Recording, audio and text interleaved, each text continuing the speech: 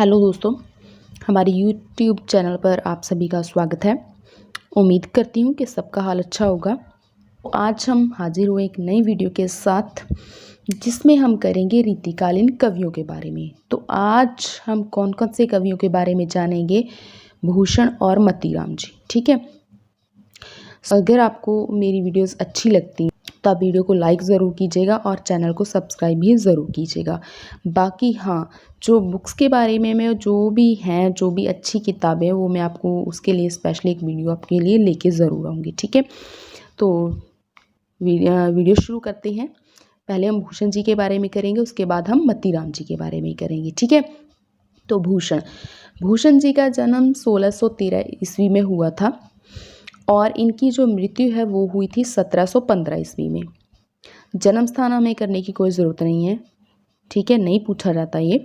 और इनका मूल नाम हमेशा पूछ लिया जाता है। तो जो भूषण जी का मूल नाम वो घनश्याम था और भूषण इनकी उपाधि थी। अभी किसने दी थी ये मोस्ट इम्पॉर्टेंट है। ये इनको दी थी चित्रकूट के राजा रुद्रशाह सोलंकी ने। ठीक है। और आश्रयदाता छत्रसाल बुंदेला व शिवाजी। ठीक है, इनके आश्रयदाता रहे हैं ये। और इनकी जो रचनाएं हैं वो प्रमुख 3 रचनाएं हैं। ठीक है, कौन कौन सी? शिवराज भूषण, ठीक है, शिवाबाबनी, छत्रसाल दशक। ठीक है, ये 3 रचनाएं महत्वपूर्ण है। बाकी अदर के बारे में हम देखेंगे बाद में। तो सबसे पहले जो मोस्ट इम्पॉर्टेंट रचना है वो है इनकी शिवराज भूषण। ठीक है, शिवराज भूषण की रचना 1673 ईस्वी में की थी। तो ये एक अलंकार लक्षण ग्रंथ है, मतलब अलंकार ग्रंथ भी हम इनको कह सकते हैं। ठीक है। और इसमें कितने 105 अलंकारों का विवेचन किया गया है और इसके लिए जो उदाहरण देने के लिए यहाँ पे 385 पद रचे गए हैं। ये बहुत ही कम पूछा जाता है। जो ज़्यादातर पूछा जाता है वो क्या है कि इसमें कितने अलंकार हैं, वो है 105। अब इस ग्रंथ में जो अलंकारों के लक्षण बताने के लिए किस छंद का प्रयोग किया गया है, वो किया गया है दोहा छंद का। और जो उदाहरण के लिए किस छंद का प्रयोग किया गया है, वो किया गया है सवैया छंद का। ये मोस्ट इम्पॉर्टेंट है पॉइंट। ठीक है। फिर आगे है कि इसके अलंकारों के लक्षण कहाँ से लिए गए हैं, या लक्षण बताने के लिए जैसे हम कुछ सामग्री लेते हैं तो वो कहाँ से जुटाई गई है। तो अलंकारों के लक्षण आचार्य पीयूष वर्ष जयदेव द्वारा रचित चंद्रालोक एवं मती राम द्वारा रचित ललित ललाम ग्रंथों पर आधारित है। ये याद रखिएगा। ठीक है। और इसके बाद अगला पॉइंट है कि ये रचना शिवाजी के आश्रय में रची गई थी। इसमें जो 105 अलंकार, उसमें जो 99 अलंकार अर्थालंकार है 99 और 4 शब्दालंकार है, 1 चित्रालंकार है और 1 संकर अलंकार शामिल है। ठीक है। दूसरा जो ग्रंथ है वो है शिवाबाबनी। शिवाबाबनी में क्या है? कवित्त हैं इसमें, ना इसमें दोहे हैं ना सवैये हैं, इसमें सिर्फ कवित्त हैं। कितने कवित्त हैं? 52। ठीक है, इसमें 52 कवित्त हैं। और तीसरी रचना इनकी छत्रसाल दशक है। यहाँ पे छत्रपाल दशक लिखा हुआ है, छत्रसाल दशक है ये। इसमें छत्रसाल की वीरता का वर्णन किया हुआ है। ठीक है। और ये एक्स्ट्रा में आ जाते हैं जैसे अलंकार प्रकाश, छंदो हृदय प्रकाश या भूषण उल्लास, दूषण हजारा, भूषण दूषण उल्लास। ठीक है, ये जो सारी रचनाएं ये एक्स्ट्रा में ले ली जाती हैं, अन्य रचनाओं में ले ली जाती हैं, लेकिन आप इनके बारे में भी थोड़ा इनके नाम को माइंड में ज़रूर रखना है। जैसे छंदो हृदय प्रकाश में क्या किया गया, इसको डॉक्टर नागेंद्र के अनुसार इस रचना के बारे में क्या कहा गया कि ये मुरलीधर भूषण नाम किसी अन्य कवि की रचना मानी जाती है, कि ये भूषण की रचना नहीं है, ये दूसरे भूषण हैं जो उनकी रचना है, मुरलीधर भूषण। ऐसे भूषण उल्लास, दूषण उल्लास, भूषण हजारा, ये भी रचनाएं इनकी मानी गई हैं। कुछ विशेष तथ्य हैं भूषण जी के बारे में। तो वह क्या है कि इनको हिंदी साहित्य जगत में इनको रीतिकाल का राष्ट्र कवि कहा जाता है। दूसरा क्या है कि आचार्य रामचंद्र शुक्ल जी ने इनकी भाषा की आलोचना की है, जबकि घनानंद और पद्माकर की भाषा की प्रशंसा की है शुक्ल जी ने। तीसरा पॉइंट कि डॉक्टर नागेंद्र ने इनको रीतिकाल का विलक्षण कवि कहा है। क्यों? क्योंकि ये रीतिकाल की श्रृंगार जो परंपरा थी या जो प्रेम परंपरा थी उसको छोड़ के इन्होंने क्या किया, वीरस में अपनी जो काव्य रचना थी वो की। और आगे क्या है कि ऐसा माना जाता है कि छत्रसाल थे जो, उन्होंने इनकी पालकी को कंधा लगाया था, तो जिस पर इन्होंने क्या पंक्ति लिखी थी कि शिवा को बखानो के बखानो छत्रसाल को। नेक्स्ट पॉइंट, एक पंक्ति है जैसे इंद्र जिमी जम पर बाडब स्वंब पर रावण सदम्ब पर रघुकुल राज है। तो ये कविता भूषण ने शिवाजी को 52 बार सुनाई थी। तो जिस पर प्रसन्न होकर शिवाजी ने इनको 52 लाख रुपए, 52 हाथी और 52 गांव दान में देकर सम्मानित किया था। ये मोस्ट इम्पॉर्टेंट पॉइंट हैं जो ये हमने अभी किए हैं 5 पॉइंट, ठीक है। आप ध्यान से कीजिएगा, तो आप इनको नोट कर लीजिएगा। अगले कवि के बारे में करते हैं। अगले कवि हैं हमारे मतीराम जी, ठीक है। ये भी मोस्ट इम्पॉर्टेंट कवि हैं मतीराम। देखो मैं बताती हूँ, पंजाब मास्टर कैडर के सिलेबस में स्पेशली इनको नहीं दिया हुआ, ठीक है। पंजाब मास्टर के जो सिलेबस है वहाँ पे सिर्फ केशव और बिहारी के बारे में ज़्यादा पूछा जाता है। कोई भी एक पॉइंट उठा लिया जाए, अगर यही उठा लिया जाए कि भूषण जी को जो भूषण की उपाधि थी वो किसने दी थी, तो जैसे हम एक एक कवि के बारे में करें तो हमारे ऐसे जो पॉइंट्स हैं, मोस्ट इंपॉर्टेंट जो पॉइंट्स हैं वो हमारे कवर हो रहे हैं, तो इसलिए कभी भी मत छोड़िएगा, ठीक है। तो मतीराम जो है वो भी रीतिकाल के जो प्रसिद्ध कवि हैं, प्रमुख कवि हैं। तो इनको क्या कहा जाता है कि ये भूषण और चिंतामणि के भाई इनको कहा जाता है, भाई माना जाता है इनको, ठीक है। और डॉक्टर नगेंद्र ने इनका जन्म कब बताया था? 1604 में।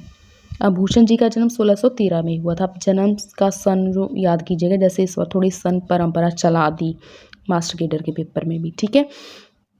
तो आचार्य रामचंद्र शुक्ल 1617 में मान रहे हैं। आपने दोनों सन ही माइंड में रखने हैं, क्योंकि वहाँ पे ऐसा तो नहीं कि दोनों दिए हों, वहाँ पे एक करेक्ट दिया होगा, दोनों नहीं दिए होंगे कभी भी।